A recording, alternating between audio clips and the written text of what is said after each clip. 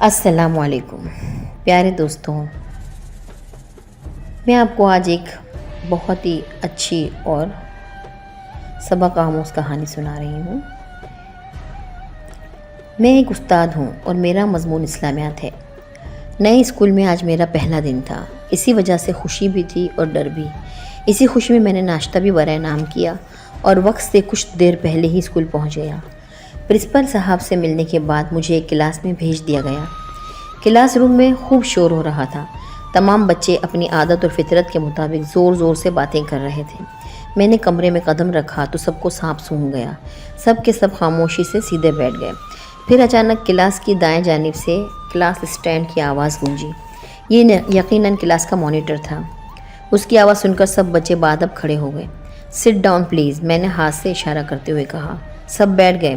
شاید آپ جانتے ہوں کہ اب میں آپ کو اسلامیات پڑھایا کروں گا۔ یس سر، چند بچوں کی آواز آئی۔ آج پہلی بار آپ کی کلاس لے رہا ہوں، اسی لیے آج میں کچھ نہیں پڑھاؤں گا۔ پہلے میں اپنا تعارف کراؤں گا، پھر ایک ایک کر کے آپ سب کے بارے میں جاننا چاہوں گا۔ استاد کا شاگرد سے بڑا گہرا تعلق ہوتا ہے۔ استاد معلم ہوتا ہے اور اس کا کام علم اور آگاہی دینا ہے۔ یہی کام گھر میں ماں باپ بھی کرتے ہیں۔ اسی لحاظ سے کہا جاتا ہے کہ استاد باپ کی جگہ ہوتا ہے، لیکن میرے نزدیک استاد ہی بہترین دوست ہے۔ شاگردوں کو استاد کا احترام کرتے ہوئے اور اس سے بے تکلف بھی ہونا چاہیے، تاکہ وہ اپنے مسائل پر استاد سے بات کر سکیں، اس سے مشورہ کر سکیں اور استاد ان کی رہنمائی کر سکے۔ چند لمحے کلاس میں خاموشی چھائی رہی، پھر کچھ ملی جلی آوازیں ابھری۔ Thank you sir. اب میں اپنا تعارف کرا دوں۔ میرا نام شہاب حیدر ہے۔ صحافت میں MA کیا ہے، مگر عملی طور پر درسی میدان میں آ گیا ہوں۔ پڑھانا میرا شوق ہی نہیں، بلکہ اس سے مجھے دلی اطمینان ہوتا ہے۔ میں نے اسلامیات کا مضمون اس لیے منتخب کیا ہے کہ آپ کو حقیقی اسلام سے آگاہ کروں اور آپ کو محب وطن شہری بناؤں۔ اب آپ لوگ باری باری اپنا تعارف کرا دیں۔ میں نے پہلی قطار میں داہنی جانب بیٹھے لڑکے کی طرف اشارہ کیا۔ سر، میرا نام عمر احمد ہے، میرے ابو کا نام حیات احمد ہے، وہ ایک بینک مینیجر ہیں۔ اس کے والد کا سن کر ساری کلاس پر روب طاری ہو گیا۔ اتنے میں دوسرا لڑکا کھڑا ہو گیا۔ سر، میرا نام حمزہ ہے، میرے ابو ایک پرائیویٹ فرم میں جنرل مینیجر ہیں۔ اوہ، یہ بھی مینیجر، میرے منہ سے نکلا۔ اس کے بعد تیسرا لڑکا کھڑا ہوا، وہ بھی پہلے دونوں سے کم نظر نہیں آ رہا تھا۔ مجھے ذیشان کہتے ہیں، میرے ابو ایک تاجر ہیں اور ان کا کپڑے کا کاروبار ہے۔ ان سب کے تعارف میں حیران کن بات یہ تھی کہ ان کا خاندانی پس منظر تھا، جسے وہ فخری انداز میں بیان کر رہے تھے۔ یہ بات مجھے اچھی نہ لگی۔ آگے بھی تعارف ہوا تو تمام لڑکے اعلیٰ اور کھاتے پیتے گھرانوں کے چشم و چراغ ثابت ہوئے، کیونکہ یہ ایک مہنگا اور معیاری اسکول تھا۔ غریب لوگوں کے بچے تو اس کا سوچ بھی نہیں سکتے تھے۔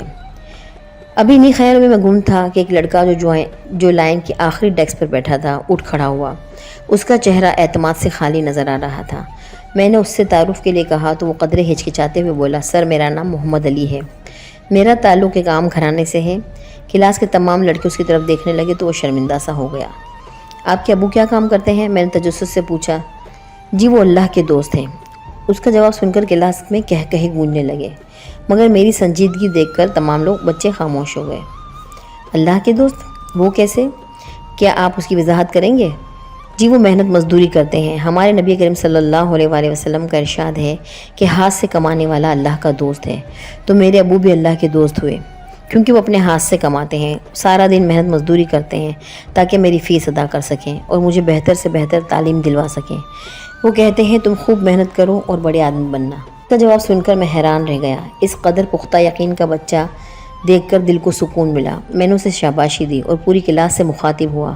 واقعی ہاتھ سے کمانے والا اللہ کا دوست ہوتا ہے۔ محنت کی عظمت اور برکت سے کون واقف نہیں ہے؟ آپ کے ابو کا مقام بہت بلند ہے، آپ کو اس پر فخر ہونا چاہیے۔ کئی انبیاء کرام بھی اپنے ہاتھ کی کمائی کھایا کرتے تھے۔ میں نے محسوس کیا کہ میری بات کا پوری کلاس پر اثر ہو رہا ہے، اور مجھے خوشی بھی تھی کہ پوری کلاس کو محنت کی عظمت سمجھانے میں کامیاب ہوا۔